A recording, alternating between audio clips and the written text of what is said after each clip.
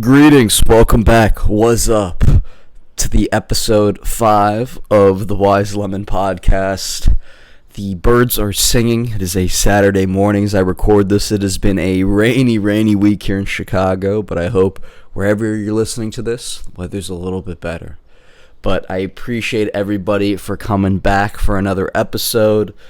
Before we get into the meat of the episode, so to speak, just want a couple of housekeeping things up top.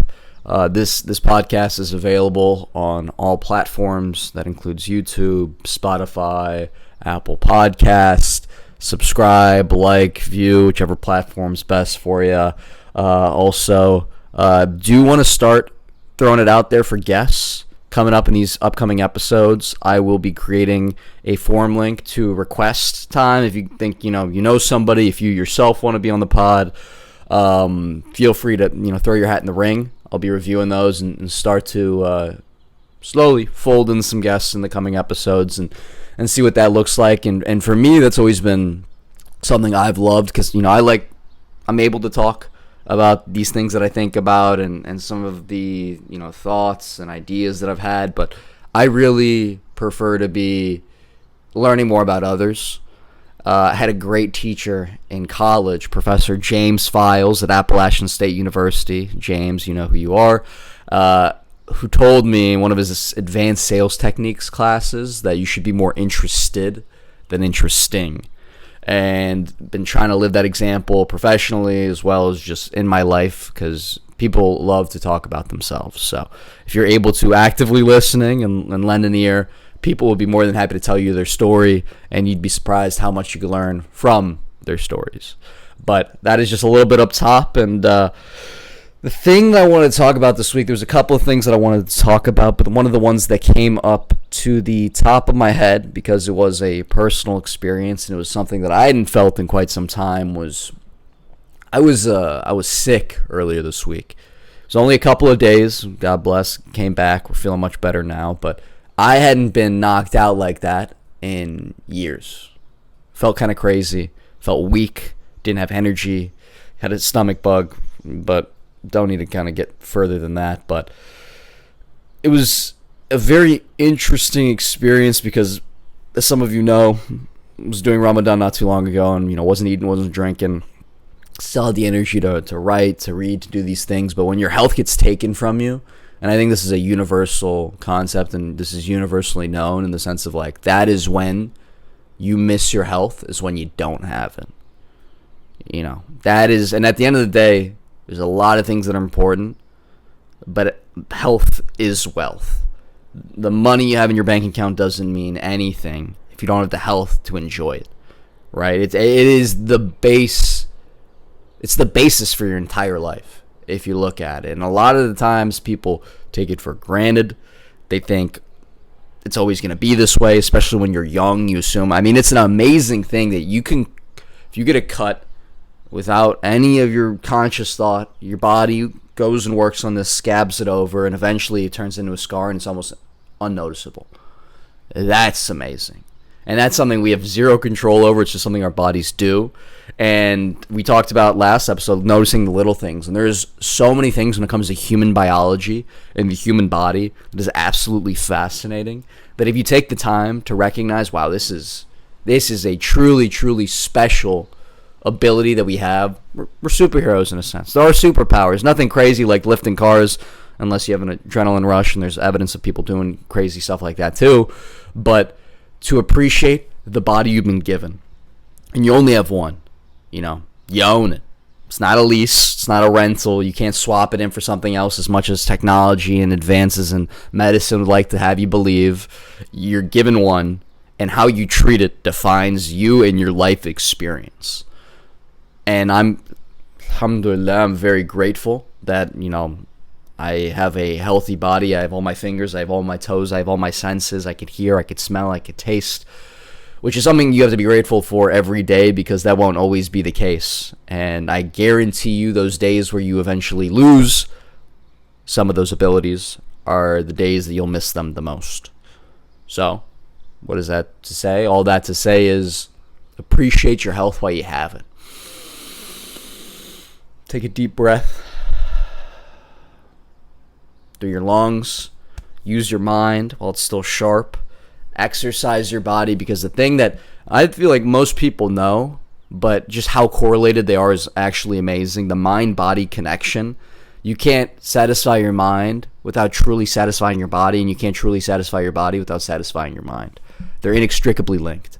They always have been, and they always will be. And you can't ignore one, because if you ignore one, you're in some sense ignoring the other as well. And there are consequences for that kind of ignorance. And it's an amazing thing once you recognize, like, you can't only be in the books and not exercise. You can't always only exercise and not really study or read or learn. It is a very interesting A-B. They're right next to each other, incredibly linked, just really defines your life and how you exist through it. Is the mind between your ears and the body that carries you through this experience.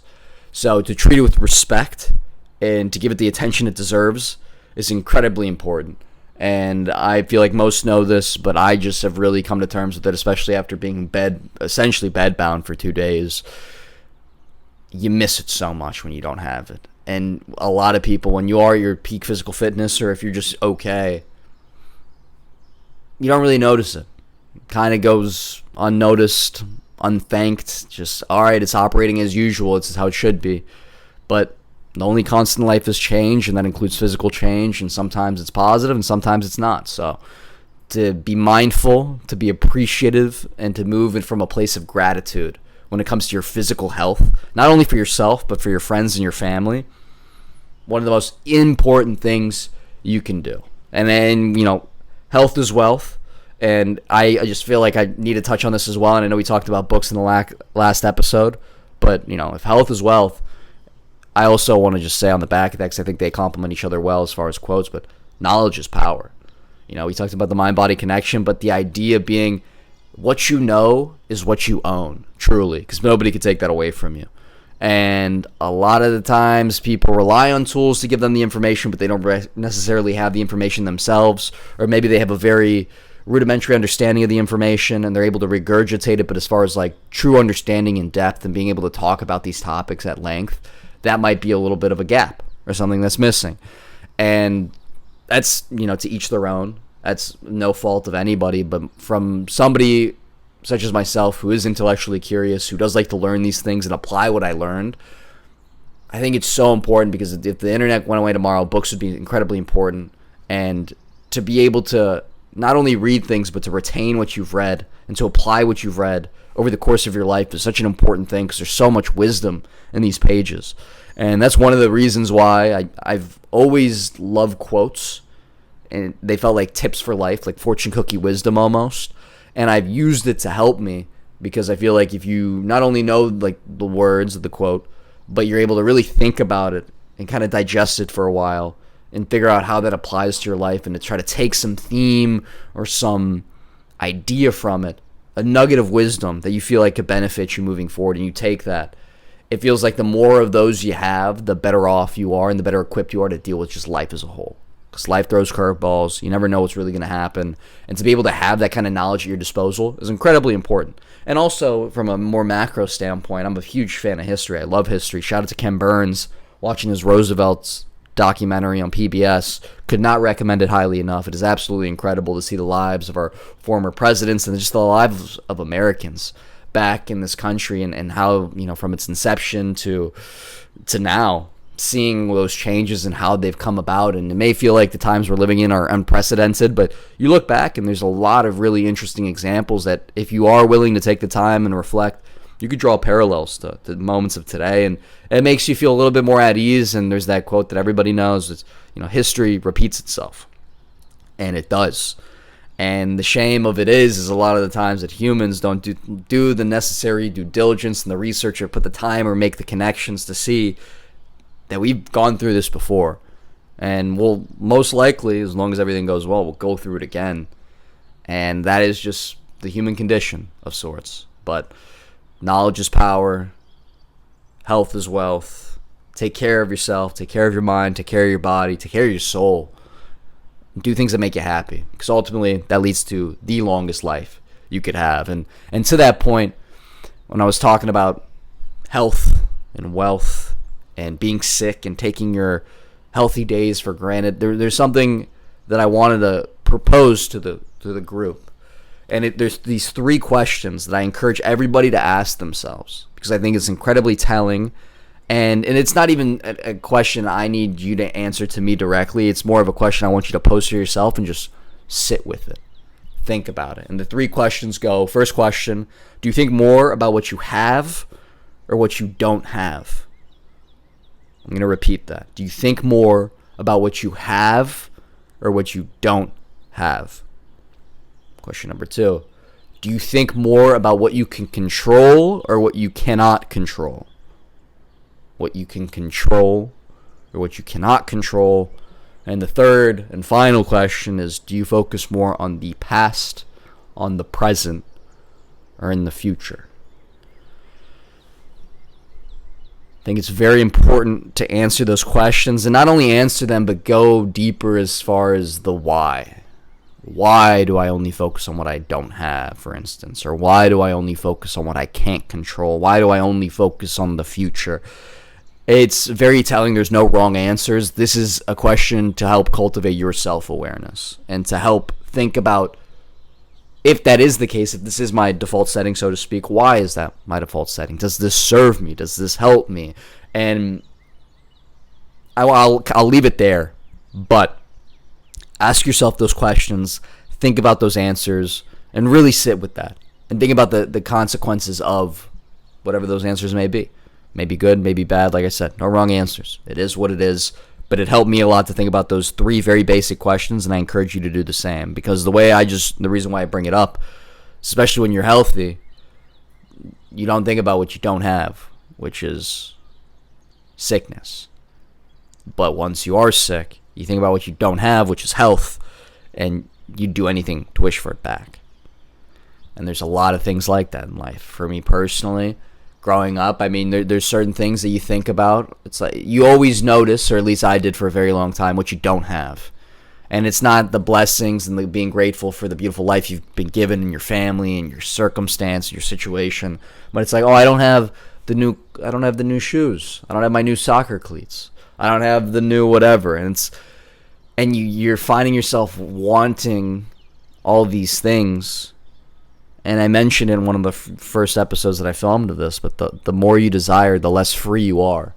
And you're tied to your desires, and these end up becoming conditions for your happiness. So all of a sudden, today can't be a good day unless Zade buys some new shoes. Or today can't be a good day unless I do this way on this task. And all of a sudden, you're putting these conditions to your happiness. And a lot of the times when people do that, they tend to be, surprise, surprise, less happy. Is that a good thing? Is that a bad thing? I don't think it's objectively one or the other, but I do think being content with what you have and moving from a place of gratitude for everything that was given to you, even the things that weren't given to you, that's a gift. Because to be happy with little, that's pure joy. I love that. That's always been a favorite of mine, and it's something that I always have to remind myself and think about, because it's very easy to fall in that trap, especially with modern media and social media and all these advertisements. You know, it's all showing you what you don't have, and it's trying to create this illusion that you need this thing or that you want this thing. But ultimately, you're in control. You decide what you want and what you don't want, and a lot of people spend a lot of money on stuff that really doesn't mean too much. Keeps things going, keeps the money circulating, keeps things moving, but at the same time, you got to recognize what brings you happiness and move in accordance to that. And if it's shoes, it's shoes. If it's bags, it's bags. If it's a nice car, it's a nice car. Whatever it is, no judgment. But ask yourself the question, because a lot of the times people are buying things almost on autopilot, realizing it's like, do I need this? No. Do I want this? Not even that much. But I can get it, so why shouldn't I? I don't know if that's the greatest. Indulgent in my eyes. And the last thing I wanted to talk about today is something that I love very much, and I have not always loved this thing. This is something I've grown to enjoy as I've gotten older, and it's being wrong and making mistakes. When I was younger, you want to appear smart. You don't want to look like an idiot, so you don't ask questions. You don't challenge people when you hear something that might be incorrect, and you're just content with just hearing from the teacher, the adult, whoever's selling this information, and just taking what they say at face value. But being brave enough and being bold enough to make mistakes, to challenge your own understanding by talking through things and being open to fail is so important. And I mean, how many times have you heard CEOs of Fortune 500 companies, Fortune 50 companies, where it's like fail often, fail a lot. Fail as much as possible, because those failures ultimately teach you far more than your successes ever could. And the more you do that, the wiser you'll be at a younger age. And I feel like most people know this. And they recognize, yeah, I do have to be wrong and make mistakes to ultimately grow and learn as a person. But I mean, I don't want to speculate. I could just speak from my own personal experience. Maybe because you don't want to be seen as a fool. Maybe because you don't want to put yourself out there socially to be potentially ridiculed. It may be because you just are shy, and so like that social aspect is just too much for you. There's a lot of reasons why people don't speak up. But speaking up is the best thing you can do, and it's at times the only thing you can do. And you really need to be able, regardless of how uncomfortable it may make you feel, to challenge things, to be open to make mistakes, to being open to being wrong, because ultimately that's how you solidify your understanding and your comprehension of anything in life. If you're always right all the time, there's going to be a time where you're wrong, and if you haven't had that experience of being wrong, it's going to throw you for a loop. Because it's not only the act of being intellectually curious and challenging things, but it's also the act of humbling yourself and accepting that I don't know everything. That I actually, as a matter of fact, all I know is what I don't know, and what I don't know is a whole lot. To be open to that fact, to be receptive to new information, to be able to challenge your own assumptions and beliefs, going back to last episode, that is such an important thing for personal growth. And a personal example of this is I've been continuing to take my Arabic lessons. Assalamu alaikum for all my Habibis out there. And we've gone through the alphabet. We're going through numbers now, and we're starting to read conversationally, and I'm starting to say things out loud, and we're starting to go back and forth, and I'm making mistakes all the time.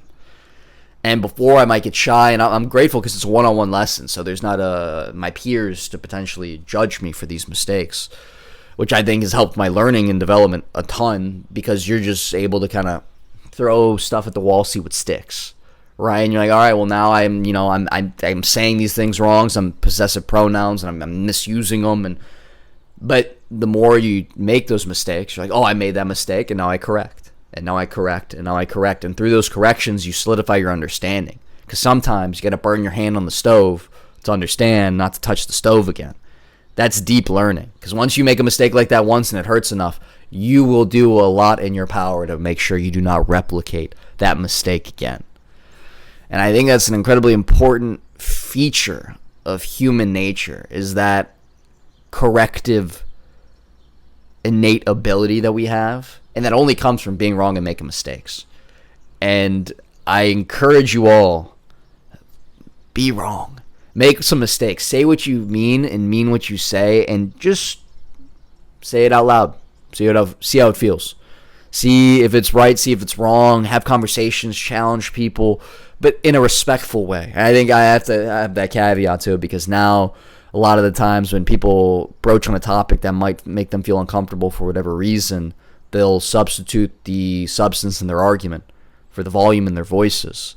Like that makes a difference. And now you're just yelling at people, and nobody wants to be receptive to somebody who's just yelling at them. And life, is always true, and it's one of the greatest quotes I've ever heard, and it was one of my things my mother used to tell me constantly growing up. It would go in one ear, out the other, but then there was a time where I truly took it in and really took it for what it's worth, and it's not what you say, it's how you say it. And as a self-proclaimed effective communicator, I think one of the reasons why I'm able to communicate the way I do is because I really thought about that when I was in college, because my mom used to tell me that ever since I was a young boy. And I've always heard it, but I never really listened. And once I truly listened and I thought about what that meant, and it's like there's people who have the substance of their arguments is awful, but the way that they speak is so compelling that it's almost impossible not to at least listen. And there's other people who are saying incredible things, but just are so monotone, or for whatever reason, the way that they communicate themselves is so hard to listen to that regardless of how good the information is, no one's ever going to really adopt what they're saying. And then there's the Goldilocks zone, in between, the middle, and the idea being it's like you have to have good things to say, but you also have to say it in a way that's appealing. And I feel like that's the part that's missing from a lot of conversations and a lot of dialogue today is now we're combative.